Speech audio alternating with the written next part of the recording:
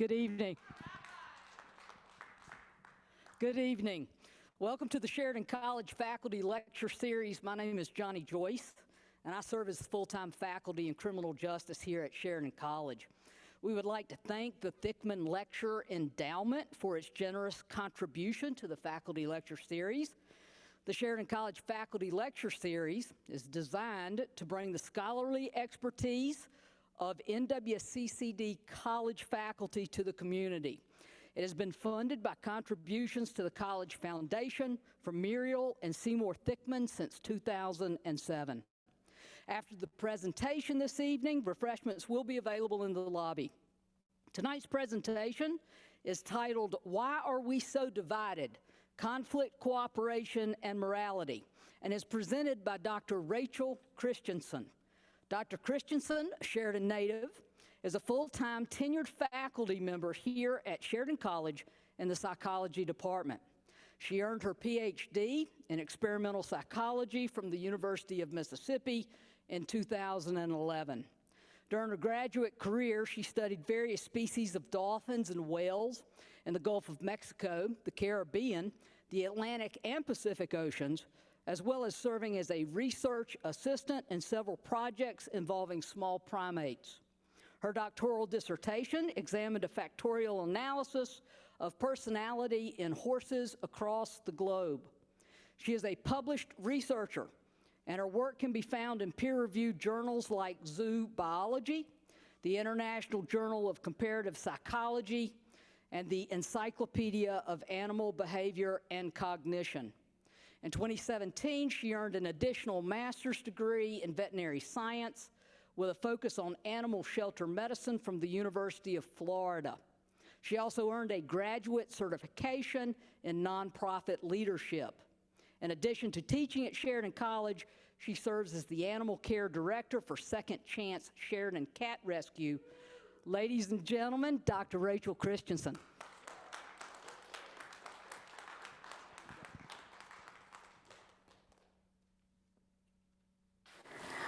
All right, thank you very much. I just realized I forgot to plug in my clicker here, so let me get that set up really quick.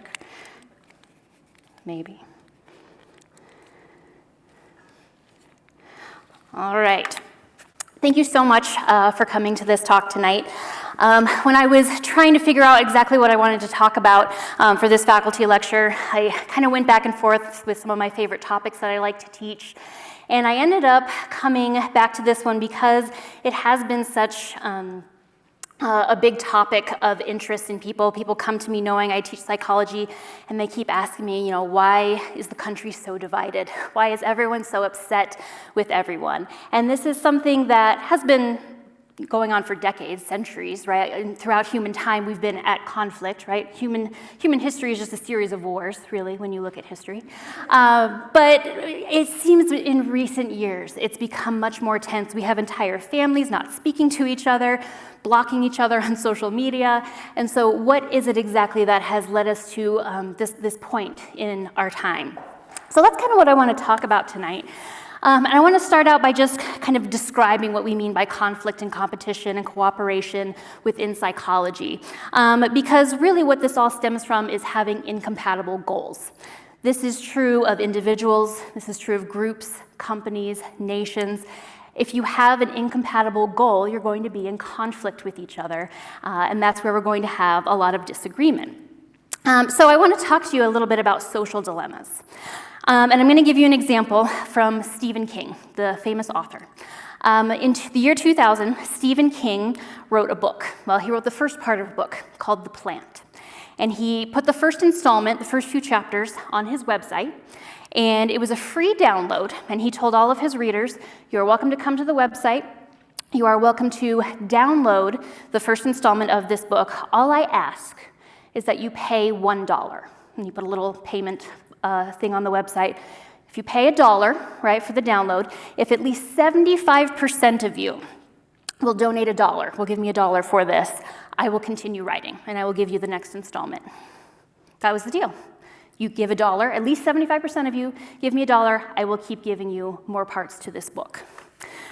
This is a social dilemma. because for any one individual, it is to their financial advantage to take the book for free and let everybody else pay. However, if everyone does this, everyone will lose because King will stop writing the book. No one will get the rest of the book and know how it ends. So you can probably guess what happens.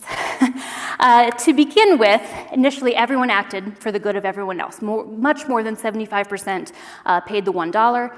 After all, it is just $1. They loved Stephen King's work. So they got the first part of that book, and then he wrote a second installment. And then when it came time for the second installment, everybody decided that, well, maybe I'll just let other people pay the $1 this time around. So they began to act in their own self-interest, and the number of donations dropped below 75%.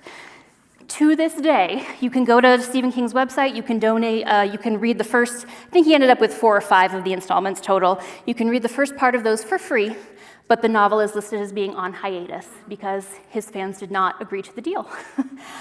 So that was his social dilemma. He just never finished. I assume he probably finished writing the book, but he's not published the rest of the book. All right, so a social dilemma is a conflict in which the most beneficial action for one individual is not going to be the most beneficial action for the group. In fact, if every one individual does what's beneficial to them, the entire group will lose out. So that is the social dilemma. Now, how can we study this in psychology? If you've ever taken sociology or psychology classes, you may have been introduced to game theory. The prisoner's dilemma is our classic game theory strategy that we try to look at to see how will people respond to potential conflict. So for those of you not familiar, prisoner's dilemma is where you have 2 prisoners come in. We'll say Tom and Harry, right? So Tom and Harry are picked up on charges of bank robbery, right? We're pretty sure we've got enough evidence that it was Tom and Harry that robbed this bank. So we arrest them, we bring them in, they're placed in separate rooms, so they're not allowed to talk to each other, and they begin to become interrogated.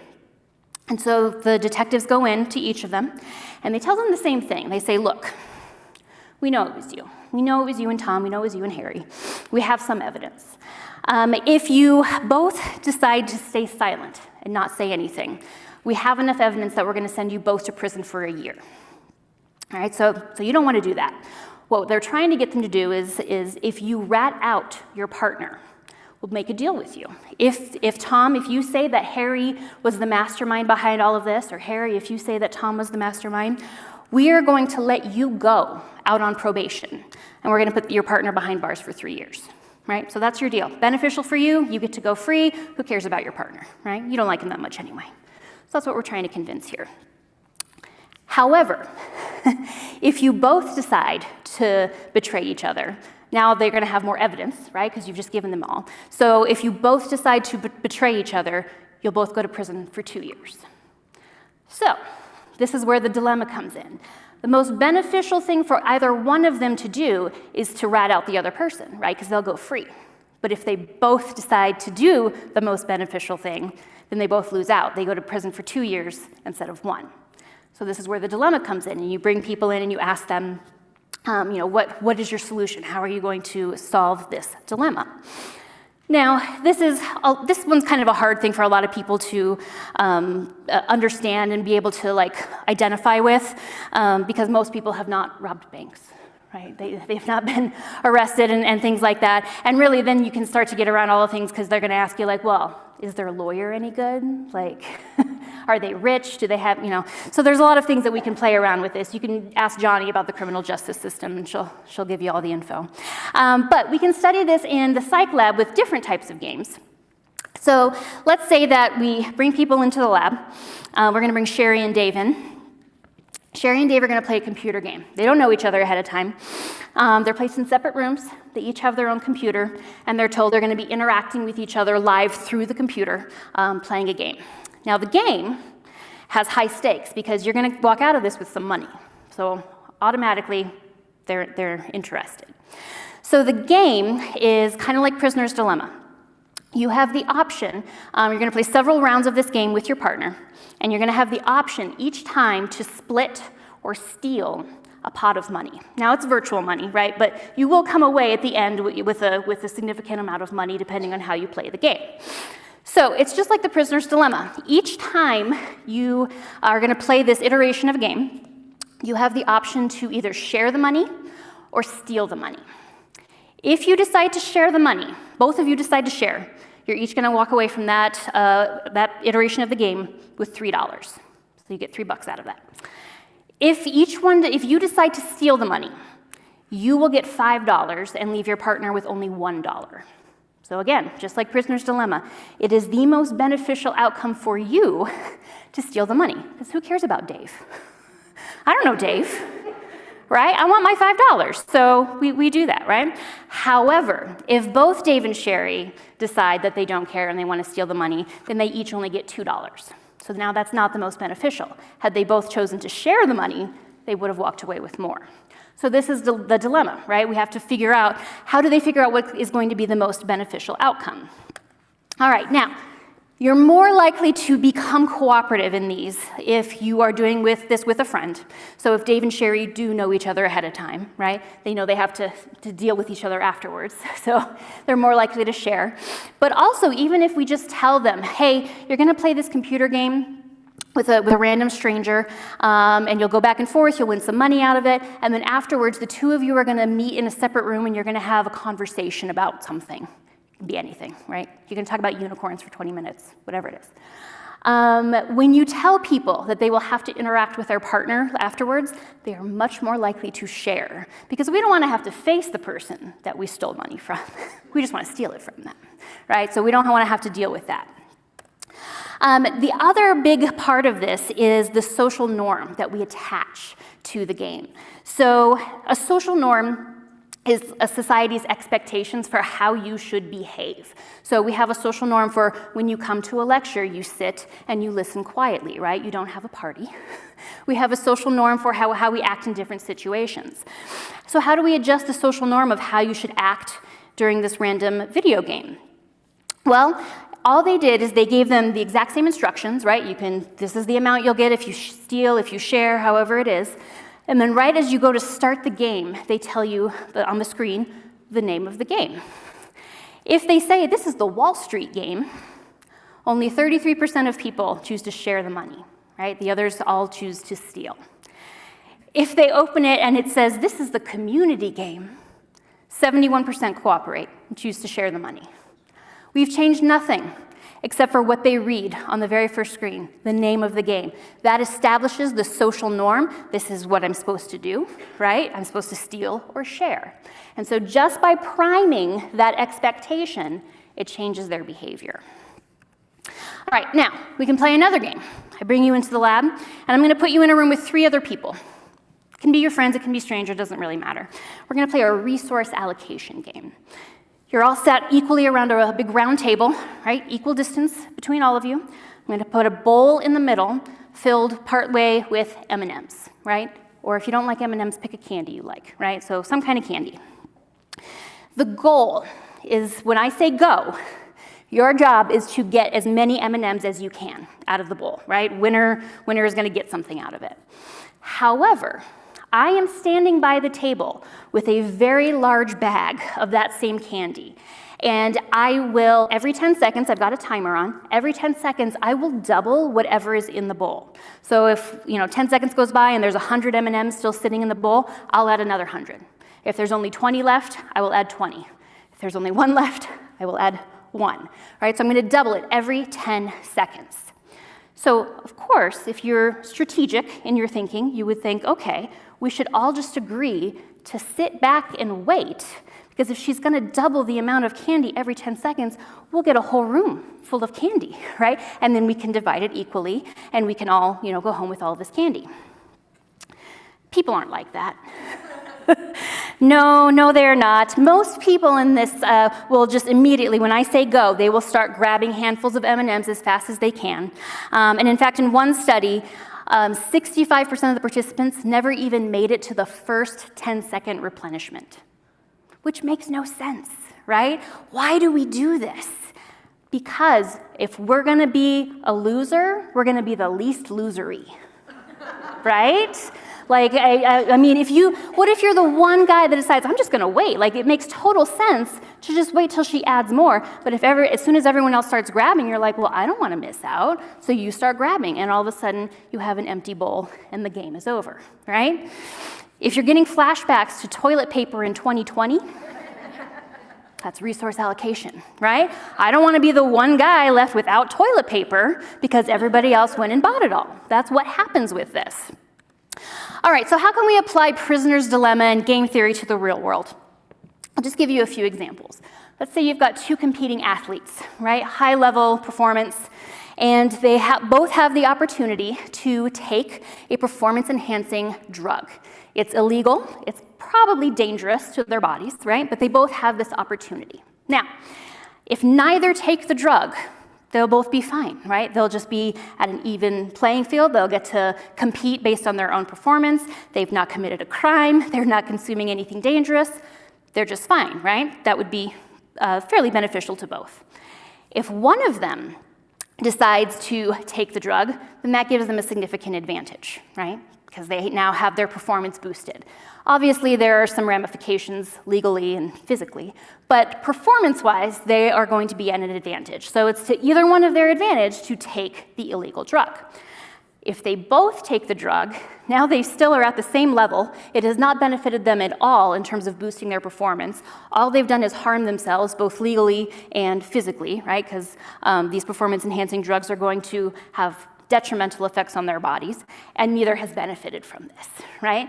But what usually happens, again, if we're looking at game theory and prisoner's dilemma, you don't want to be the loser. You don't want to risk that somebody might do something and now you're the loser. So they both take it, even though they both would have been better off without any doping. Advertising is another excellent example. Coke and Pepsi would both benefit if they advertised less, right? First of all, they don't need to. We know they exist, right? But imagine, like, they spend, I mean, you know how many commercials and advertisements and billboards they have, right? So they spend all of these millions of dollars advertising. Imagine how much money they could save and how much more product they could make if they didn't have to advertise. So they both benefit if they completely stopped. However, if Coke stops advertising and Pepsi continues, even though we know Coke is out there, right? Pepsi is going to have more business because of their advertising, and Coke will lose business. If they both decide to stop advertising, then their receipts would actually, stay the same. They would both be equal, and their expenses would decrease, right? If they both continue advertising, expenses are going to go up. Now, there have been historical instances where companies have agreed to stop advertising. In fact, the cigarette manufacturers were instrumental in getting the laws passed to ban the marketing of tobacco, because they all realized, like, yeah, if it's illegal and my competitors can't do it, think of all the money we're going to save. So they actually were huge proponents in lobbying for, like, yeah, you should not let us advertise. It's bad. Don't let us do that. Because they save so much money by not being allowed to advertise, and they don't have to worry that their competitor is going to come out from under them and start advertising because it's illegal. All right, climate change. All countries on the planet would benefit if we lowered carbon dioxide emissions, right? But any one given country doesn't want to be the one to start that because they're going to be at a disadvantage. If they lower production of everything while all of the others are continuing, that country's going to lose out. And so just like in prisoner's dilemma, right, everybody continues to have these high emissions because nobody wants to be on the losing end of this battle. All right, now there are ways to increase cooperation when we're looking at game theory and the prisoner's dilemma. This is called the tit-for-tat strategy. And it's basically exactly what you think it is. You encourage, the first thing you do when you are face-to-face with your partner through the computer screen or whatever it is the very first time you get to choose whether or not you cooperate, right? Whether you share the money or steal the money, you choose to cooperate. And then whatever their response is, you mimic it. If they steal, then the next time you steal. If they share, then the next time you share. What you're doing is communicating to them that you are willing to cooperate and you are unwilling to let them exploit you, right? You stole from me last time, so I'm going to steal from you this time. So you go back and forth like that, and eventually what you're doing is training your partner to cooperate. And by the end of a series of sessions where you're doing this, everyone is cooperating. Everyone is sharing the money, and more people are walking away with more money. So that's the tit-for-tat strategy. This is analogous to the arms race, right? When you look at nations that are competing with each other, this is the agreement that we have with all the other nations, right? I've got nuclear weapons, you've got nuclear weapons. I promise I won't use mine if you don't use yours. If I see that you are doing something weird and organizing things and I don't trust you, I'm going to start organizing mine, right? And so it's tit for tat, right? I will cooperate if you cooperate. If you don't cooperate, I will retaliate. All right, so that is how we can increase cooperation. Now I want to talk a little bit about threats because when we talk about conflict with people, our go-to does not always seem to be healthy communication, as it should be. We tend to use threats to resolve conflict quite often. And this is unfortunate because threats are not an effective means of resolving conflict. Why? How do you feel when someone threatens you? Are you like, oh yeah, that's fine? Right? If Russia was all of a sudden like doing something, we said, hey, Russia, we're going to nuke you if you keep doing that. Do you think Russia's just going to be like, oh, our bad? Like, yeah, we'll just stop doing that. No, Russia is not going to do that. They are going to retaliate against that threat, and they're going to say, try me. Right? We also have weapons. So people tend to retaliate against threats. It does not work well. Let's revisit the psych lab. So you're going to come in, you're going to play another computer game. We really like computer games in psychology. You're going to play a game where you get to run a trucking company. So you and a participant come in. I'm going to put you in separate rooms. I'm going to give you computers. And I'm going to tell you, you are in charge of one of two trucking companies. One of you is in charge of Acme, the trucking company. The other one is in charge of Bolt. Just fun little random names, right? Not meant to have any kind of political or otherwise orientations. So this is the map that you are given. So if you are Acme, I'll use my cursor here. If you're Acme, you're going to start here. This is your ultimate destination. If you're Bolt, you start over here. This is your ultimate destination. So you are told that your goal is to make trips of product from start to destination as quickly as possible. You get the entire game lasts until you've each made 20 trips. You are paid 60 cents for each trip. However, for as long as it takes you, for every second that it takes you, I'm going to subtract 1 cent. So the longer it takes you, the more money you're going to lose. So as you can see, the fastest way from start to destination for either company is by sharing this one-lane road, right? One lane meaning only one truck can pass on it at a time. So you were given this task, you're given no other stipulations, you are not allowed to communicate with your partner. However, even though you can't communicate, and you're each taking turns doing this, most participants of this can very quickly figure out, if we just cooperate and take turns, we will both win the game. We will both make the same amount of money, everything will be lovely, right? Everyone will cooperate and it will be wonderful. So participants figure this out very quickly. So now we're going to add a new version to the game. I'm going to give Acme a gate. And Acme has control of this gate. They can raise it and lower it over the one-lane road whenever they want, and Bolt has nothing to say about this, right? And so again, that's the only addition, right? If everything worked out normally, the participants should still figure out, we should just take turns, and it'll be fine. But oh no, Acme has a weapon now. So Acme decides, well, I'm going to go, and then I'm going to put my gate down, because I want to win. Right? Even though winning is not necessarily part of the game, you're just trying to make money, but they want to win, so they put the gate down. So Bolt has an option, right? Bolt still can go the alternate route. Sorry, I forgot to mention these alternate routes that they can take them, but it takes about 10 extra seconds, so they're going to lose 10 cents if they take the alternate route. So you're trying to avoid the alternate route. So what is Bolt to do other than take this route? Well, Bolt gets very clever, and they say, fine, I'm just going to park my truck on the one-lane road, and you can't use it either. And they both just sit there and let the seconds tick away until the game ends. And nobody makes any money. Because we would rather we both be losers than just me be a loser, right? That's Bolt's thinking. All right, so let's try another version. I'm going to give bolt a gate as well. Now you both have the same weapons, right? All you have to do is leave your gates up, take turns, everybody wins. I bet you can guess what they do. Yeah, they both put their gates down, and they both take the long route. The takeaway message from this is that we are competitive by nature, right? But our competitiveness often interferes with our ability to communicate and cooperate because both parties don't want to be on the losing end. And again, it's one of those like, if I'm going to lose, I'm going to make sure you also lose in some way, right? So we would rather lose out and make sure the other person is losing as well. Now, there are some differences that I want to mention with this. So there's some differences in gender that I want to point out, and I also want to look at culture and some differences in personality.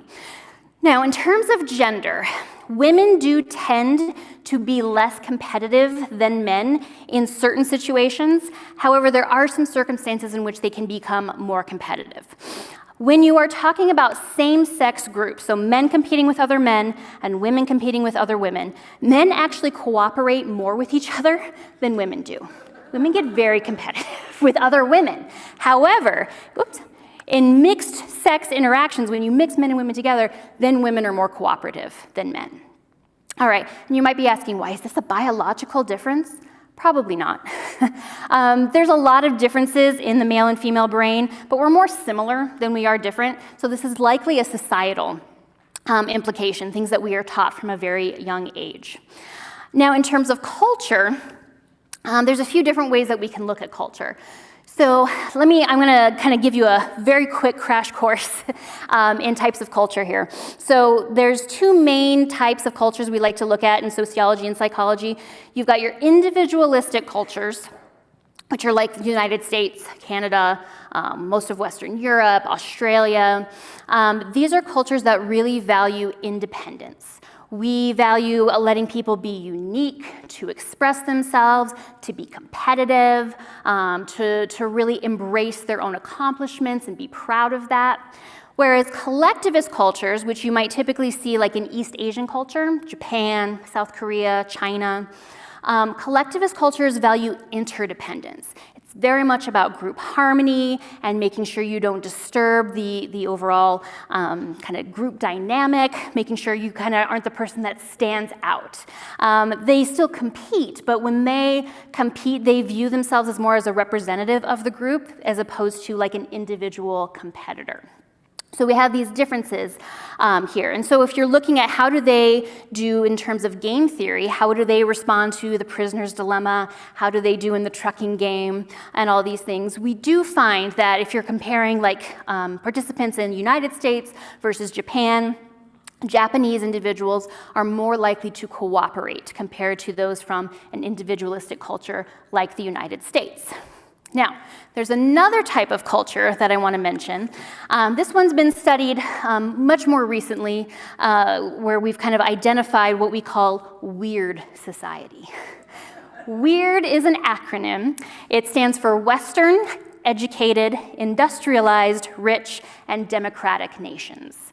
The United States is a weird society, right? Again, Canada, Scandinavian countries, Western Europe, Australia, right? All of these places are weird in terms of how we relate to our culture. And this is important because when psychology was really first beginning as a science, especially looking at social psychology, we only focused on people from weird societies. Like all of our information was coming from Western, industrialized, rich, democratic countries, and we kind of realized as we started to branch out, like, oh, these people have very different cultural views and values compared to us, and we need to include them in our understanding of human behavior. So people from non-weird societies are more interested in relationships between people. Those of us from a weird society, we tend to view people as individual objects. And it's very hard for us to automatically focus on the relationships between people. Non-weird people, they automatically, like they have a holistic thinking style, they see the context between things, they look at the relationships, and so when they are faced with game theory and these different things, it is their first thing to not be competitive, right? They want to cooperate more. So there are a lot of cultural differences at play here. And then I also want to talk about personality. Personality is kind of a passion of mine anyway. As you heard Johnny say earlier, my dissertation had a lot to do with personality. And so I'm going to talk to you a little bit tonight about our personality differences and how we measure that. To begin with, I just want to mention when we're talking about conflict and cooperation, there's a specific personality trait or characteristic that's really related to conflict and cooperation. So we know that some people are considered more pro-social. Pro-social people are people who automatically have really high levels of concern for other people. They enjoy cooperation. That's kind of their go-to response, is to cooperate with other people. Pro-self people have a much higher concern for their own personal outcomes, and they try to ensure those outcomes by making more competitive choices. Now, this is not a black and white thing. It's not that you can be one or the other. It's a spectrum, right? So you can fall anywhere on the line between pro-social and pro-self. And where you fall on that line, and I'm actually going to turn it more into a quadrant here, but where you fall on that is going to determine how you respond in game theory. So this is the dual concern model. So we've got on one end your concern about other people's outcomes. Do I care how, Dave or Sherry or whoever, Tom and Harry, how do they come out on the other end of this? And then we also have concern about ourselves and our own outcomes. Now, if you have low concern about yourself and high concern about other people, what you might say is like a selfless person, right? They just want to help other people. They make very cooperative choices. They usually always share money, make sure that the other person comes out well in the end. If you are high in both, which is possible, you can care very much about yourself as well as other people equally. Those people also make very cooperative choices, and they are better at negotiating than people that have low concern for their own outcomes, because you will negotiate not just for other people, but also for yourself. People with high concern for their own outcomes, but low concern for other people, tend to take advantage of other people, right? They steal the money every time. People with low concern about both, they don't even want to play your game. They just don't care. So they probably won't even participate because it doesn't matter to them. They don't care about themselves. They don't care about other people. All right. So that's kind of like your introduction to conflict and cooperation. But I'm sure most of you came to the lecture because you are interested in the question that's in the title. Why are we so divided? At this point in time, I think we can agree that the country is polarized to the point of dysfunction, right? We are not handling ourselves very well. So I want to talk a little bit about that. And I'm going to start out by talking a little bit more about personality. And there's a reason for it, so just follow with me for a minute and it will hopefully all make sense. I want to explain to you how we study personality in psychology. There's a lot of different tests out there. There's a lot of different ways that we study it. The most scientifically valid and agreed upon way to look at personality is the 5-factor model. There's a whole history behind how you get the 5 factors. It has to do with factor analysis and statistics. That's a different talk. But these are the 5 factors. We have openness to experience. This is whether, if you're high in openness, you're very imaginative, you're spontaneous. If you're low in this, you're more someone who really prefers routine, somebody much more practical, right? So we've got some variation in how open you are to new and novel experiences. Conscientiousness is how disciplined or careful you are versus maybe more someone who's impulsive or disorganized. Extroversion is just what you think it is, right? How sociable are you? How much do you love to go out and do fun things with people versus maybe someone that is more reserved and thoughtful. Agreeableness is how trusting and helpful you are with other people versus maybe a little bit more suspicious of other people. And then neuroticism, this is the one that people don't, when we call someone neurotic, we're really insulting them, right? But neuroticism in personality is your emotional reactivity. So if you're high in neuroticism, you're very anxious, you're very pessimistic and cynical, whereas as compared to someone who's maybe more calm and confident. So when you take a 5-factor personality test, there's like an inventory, right? It's a survey of over 100 questions that relate to all of these different factors, and then we run you through the statistical analysis, and we come out with a bar graph that looks something like this, right? So it's just a random example. So maybe Sally takes this, and Sally's really high in openness to experience. She's high in agreeableness. She's moderate to high in extroversion, moderate in conscientiousness, and really low in neuroticism, right? And then, Sally can look at that, her results and factor in whatever she wants to see if that's accurate. Here's another example of someone else who is higher in conscientiousness and neuroticism, very low in agreeableness, right? So, you have all of these different factors that we can look at. Now I'm showing this to you because now we're going to get into this idea of how we can look at division. So when we're talking about things that divide us, there's a lot of different debates that we can have about things. You can debate with the color of the sky, right, with someone if you want. That person that just wants to argue with you about everything? I'm talking about the division and the debates that we have about the things that you're not supposed to talk about at Christmas dinner, right? Religion, politics, and your weird drunk uncle. That's just because we're uncomfortable, not because he's divisive, right? Just nobody wants to talk about him. But politics and religion have become very divisive for us, especially in the last few years. And in social psychology, there's a whole new division called moral psychology that we've become very interested in. So just like with personality, how we've divided this up into like 5 different factors that are very important. Like if we have to divide up personality, these are the 5 main areas that we look at, and then we can give you different traits within those areas. We've kind of done the same thing with our value system, with our morals. This has taken a lot of research. I cannot claim any research credit for any of it. I highly recommend you go to yourmorals.org for information on it, and you can kind of take the quiz yourself. But there are really 6 value foundations that we have that we base a lot of our divisive arguments on. And this is kind of what I want to walk you through here. So I've got them all level right now. The levels, the foundations here are care for other people, your value of liberty, how you view fairness, your sense of loyalty, your adherence to authority, and then your value of sanctity, which is like things that you hold sacred, or your feeling of disgust about things. So there's been a lot of research that has done some exploration into liberalism versus conservatism on how we value these different things. What we have found is that the reason that we fundamentally disagree so much on these issues is because we have different moral foundations. We care more about different things.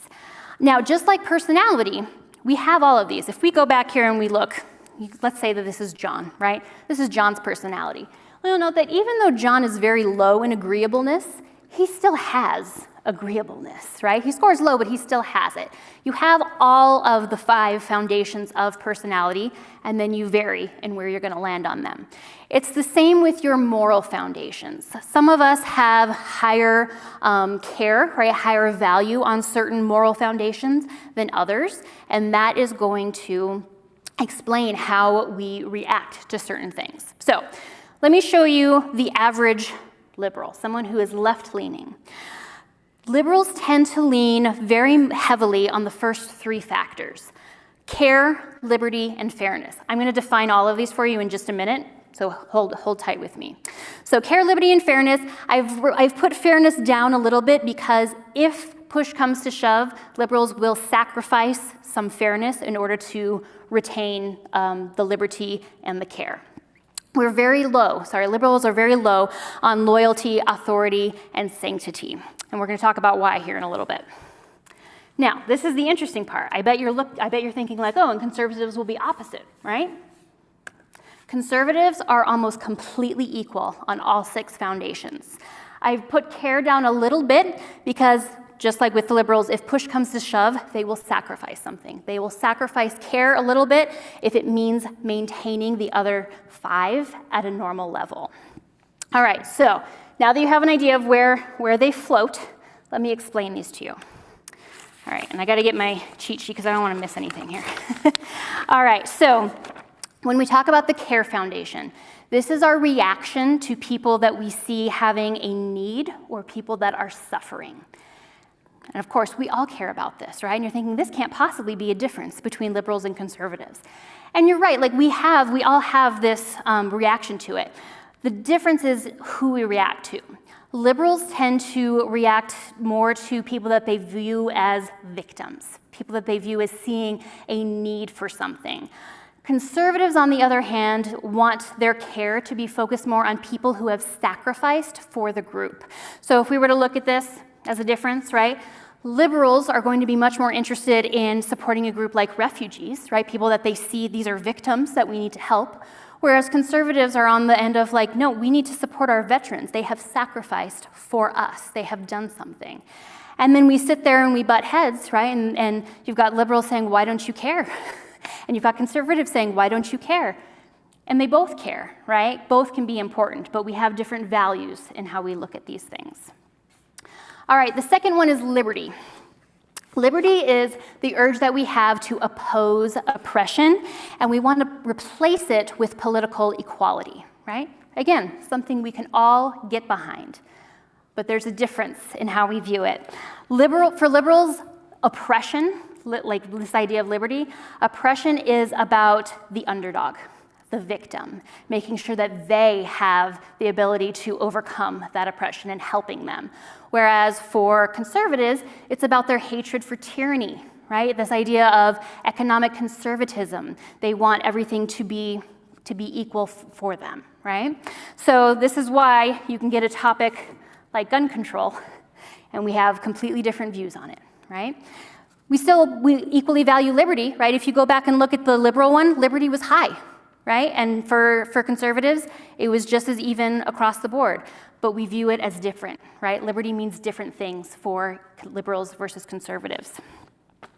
All right, next one is fairness.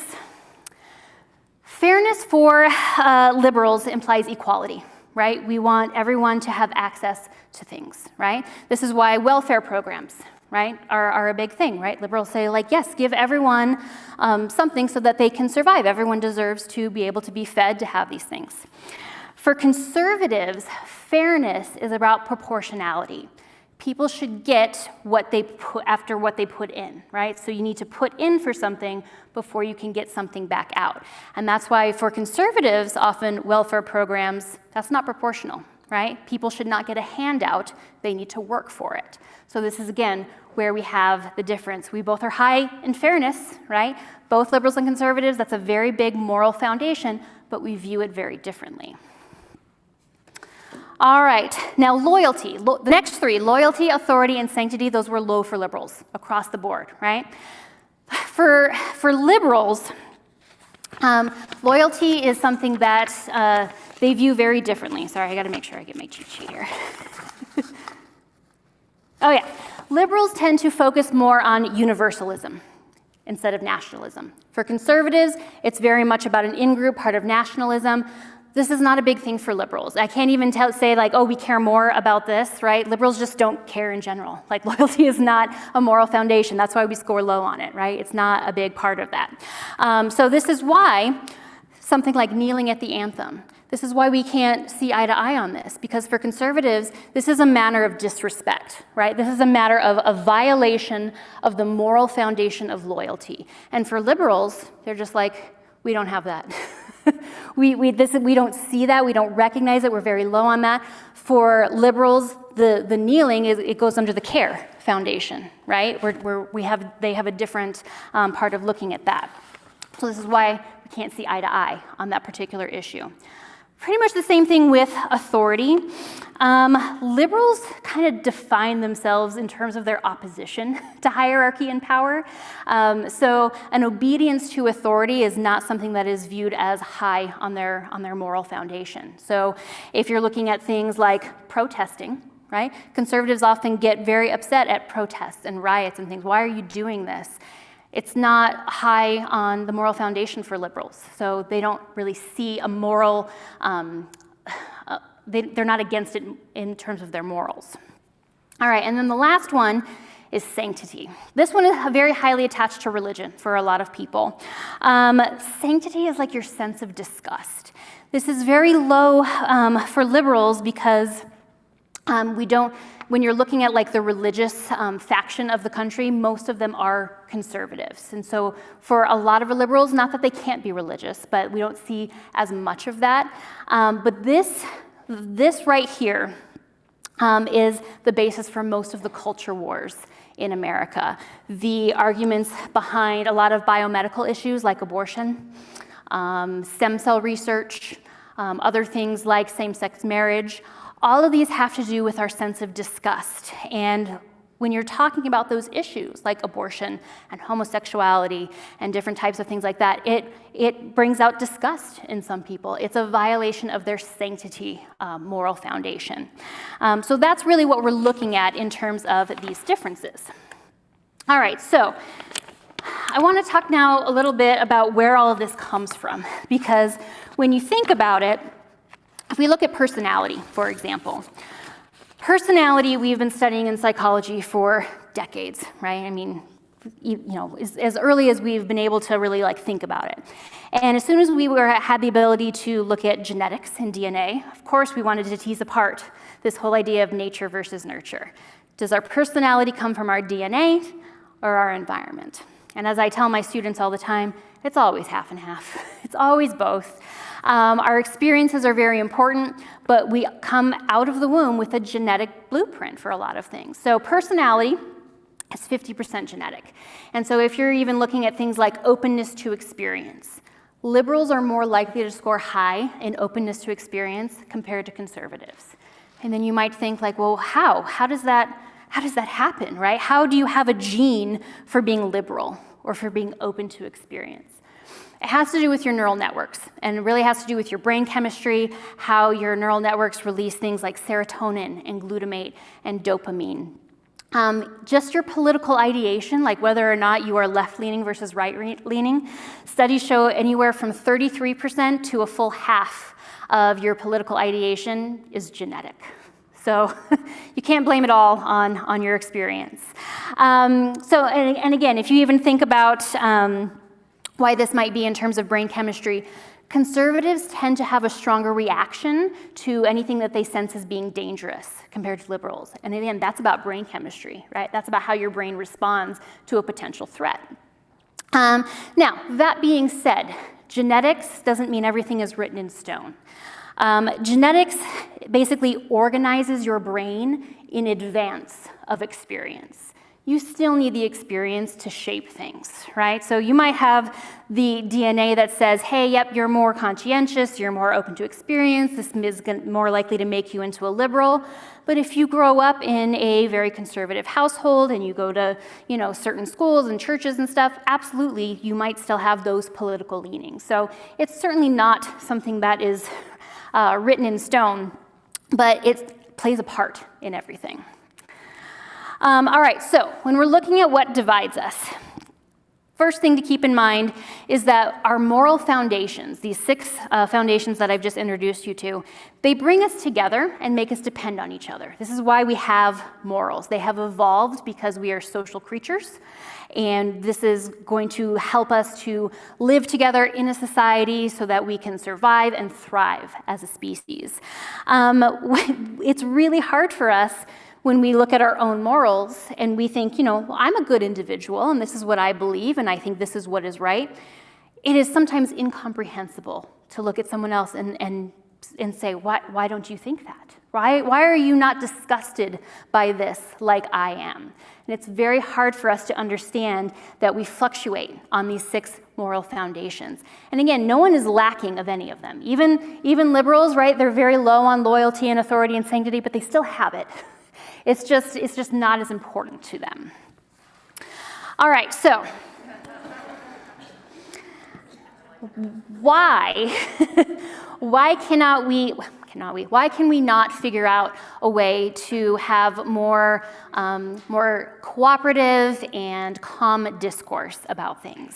Why do we get so angry with each other, whether it be through the keyboard or in person or on the news, whatever it might be? This has become very hard for us.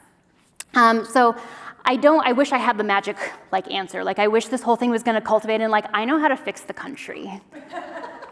I don't. But I have a couple more things that I want to mention here. So I want to ask if you've had this thought. Haven't you had the thought when arguing with people, wouldn't it be nice if we just sent all of the conservatives to one side and all the liberals to the other side and they could just have their own country?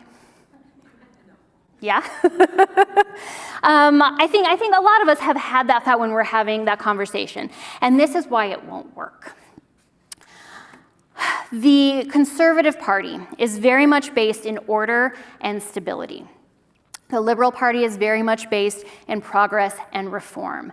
They are both incredibly necessary for a functional society, because if you look at liberals are very zealous in their mission to help victims, right? They want to help people. They want to make all of this change. They want people to just have all of these resources and amazing things happen.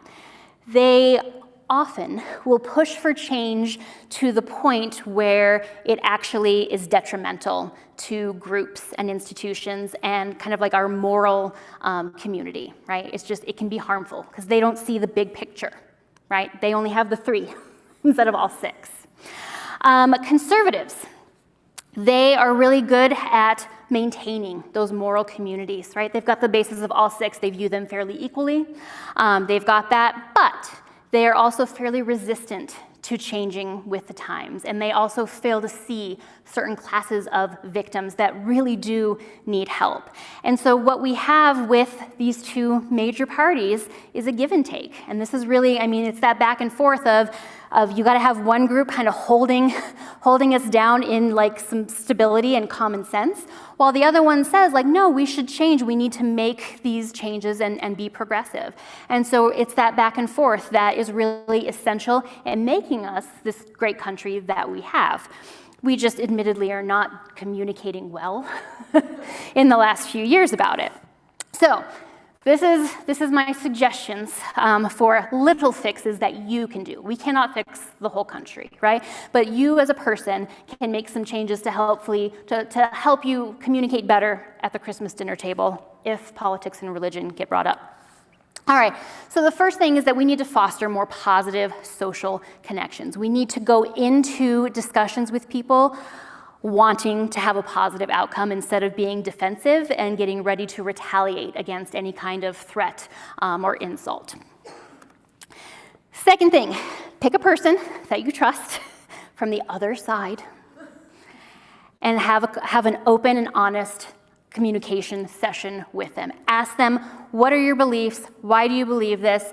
Make an agreement. We're not going to yell at each other. I just want to know, why do you believe this? Why is that important to you? Let me explain why this is important to me. And you may still come out of it with complete division, right? And still believing your own thing, but at least you got to hear the other side, right? So have that connection with at least one other person. All right, recognizing now that you've seen there are other morals, your morals are not the only morals, and you might have different levels of morality than other people. Because I hear a lot from people, someone who is maybe against something that another person is for, saying, well, if you believe in that, it's because you're an immoral person. Nobody is immoral unless they're a psychopath, right? Everyone has morals, but you have different values, right? Some people might be high, moderate, low in different things. So you need to recognize that you don't have the perfect set of morals. There is no perfect set. So everyone will be a little bit different. And then, this is something I tell all my students anyway. Please get your information from non-biased sources. The Sheridan College librarian will be happy to tell you all about that. Michelle has a great lecture about it, which I don't have time to get into tonight. But that is my recommendation list for how we can have more professional discourse about everything. Here are a lot of references of where I got all of this information. I bolded the one that I think you will be most interested in. This is Jonathan Haidt's book. It's called The Righteous Mind. He is like the eminent researcher on all of the moral science that I introduced you to tonight. His book is fantastic. It is required reading in my social psychology class, so I do highly recommend it. And with that, I thank you for coming, and I will open you up for questions.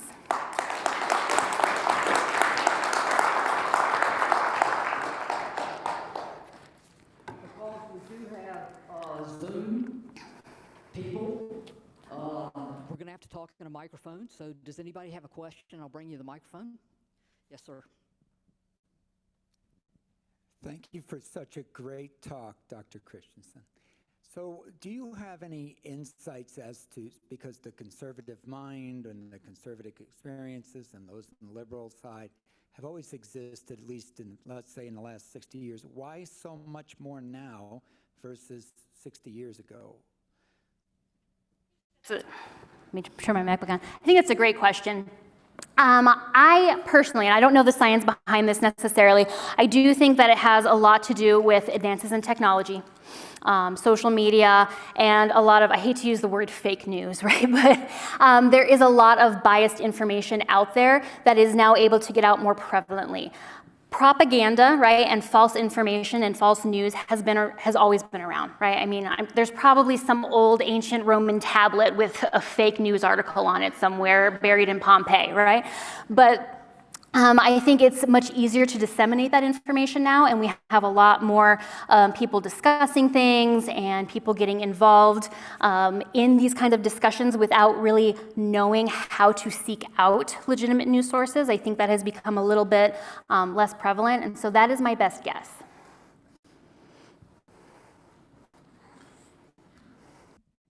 Hi, Professor. I just wanted to ask, so do you think there's ever a possibility of like us coming as a community, because with like the patterns that we've had throughout the decades, and it is stronger now, do you ever think there will be a day where we can finally come together and work as a group, or do you think it will always kind of be divided? That's a really good question, Maddie. So I think that it's going to depend on a few things. Let me give you an example that is actually in Jonathan Haidt's book. He talks about how in Congress, if you look back like 40 years ago, it used to be that people that were in Congress, the House of Representatives and the Senate, they would have to move their whole families to Washington, D.C., and they all lived in this environment, they all lived in the same neighborhood, they saw each other on a regular basis, and at that time, they reported a very collegial atmosphere, right? Even though they had their differences, they were able to discuss things and be together, but that all changed in the 1980s, 1990s, all of a sudden, because we had, airplanes and jetliners and stuff, it was, you don't have to move to Washington, just make sure you show up, every other weekend to vote and stuff, and so nobody knows, the names of the spouses or the kids, and they're not having backyard barbecues, and all of a sudden, people in Congress are not getting along like they used to, right? And so I think that is a great representation of other things as well, right? All of us just kind of staying separate behind screens, right? Behind phones, behind tablets, doing things at a distance. And I do think that it's possible to come back together. I just think right now our culture has reached this new divide, right, where we were all about technology and doing all of these things. And I think once we kind of overcome that new part of the culture, we will hopefully get back to this area of better communication and doing things with each other, and then hopefully it will be better. It's never been perfect. Like, I don't want you to think that 100 years ago we all sat around the fire and sang Kumbaya. Like, that did not happen. But I do think that we can get better with better communication. Okay, so we've seen more in recent years about deprogramming from cults or really hardcore religious beliefs, and so those are really set in their morals and maybe in personality as well. And when you see those individuals come out and they are deprogrammed, if you were to test their personality or morals whilst in the cult and then afterward, I mean, you would expect to see major differences in just that individual, wouldn't you? Personality-wise, I don't know, because personality is something that is very, like I said, it's half genetic, right? So your personality should not change. That being said, people that become enmeshed in a cult, like if you're thinking Jamestown, Jim Jones type of thing, they become very much part of this collective mindset, So it could affect maybe some answers on the personality test, but the factors that we measure, like your emotional reactivity, your agreeableness, all of those things, I don't think those would very widely differ from when you're in the cult versus out. I think it should remain the same. In terms of moral foundation, I don't think there's enough evidence. We don't have enough of the science yet. This is a fairly new science. So I don't know the answer to that one, but I don't think personality would change based on that. But that's a really great question. Other questions? Do we have any Zoom questions?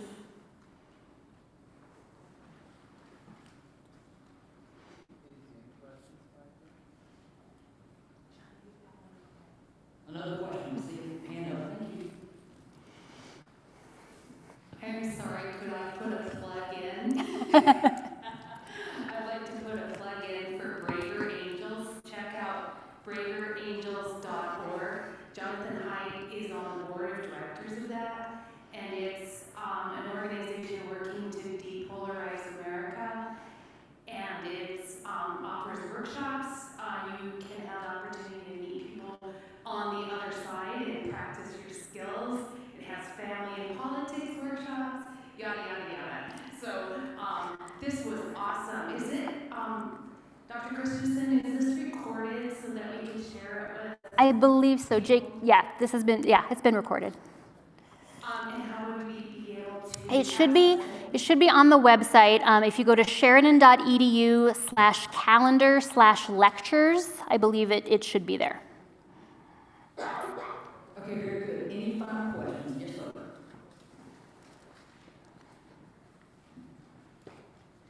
Could you comment on what I perceive as a shift from a medical and scientific concern about COVID-19 to one that involves morals and social responsibility? Because what I found is that that might be a source of division in our society. Yeah, absolutely. Okay, so I'll have that on. So let's go back and let's look at the different things here. Sorry, and I know we're past time, so if anyone needs to leave, you're more than welcome to. So the question is about COVID vaccines, right? To get the vaccine, to mandate it, to not. So if we look at things from a liberal point of view, this is about care, right? If you care about other people, which is a huge liberal concern, you would do this, right? That's huge on their moral standing. In terms of liberty, again, for liberals, it's about the underdogs, it's about the victims, so we need to protect the elderly. In terms of conservatives, liberty is about my personal freedom, right? This is a violation. You mandating a vaccine, telling me I have to get that, is a violation of my personal freedom. It's a violation of that moral. If we look at fairness, equality versus proportionality, I don't know that the vaccine would do quite as much for that unless you're looking at more of like an international spectrum. Loyalty, probably not as much. Authority and sanctity are big ones though, right? So with authority, this is very important for conservatives, right? Whether or not to obey this mandate from the government. And then from a view of sanctity, this is almost a level of disgust, right?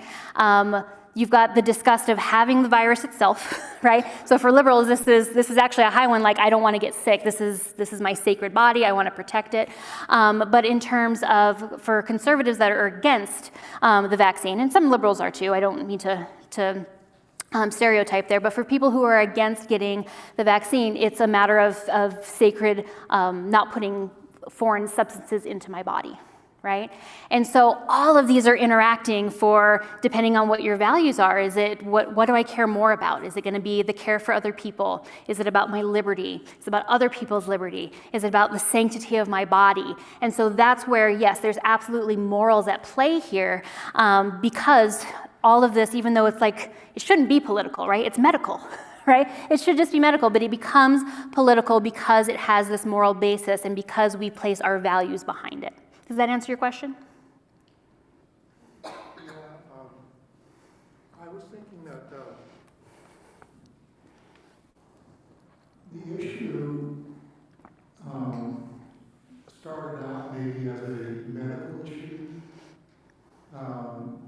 but then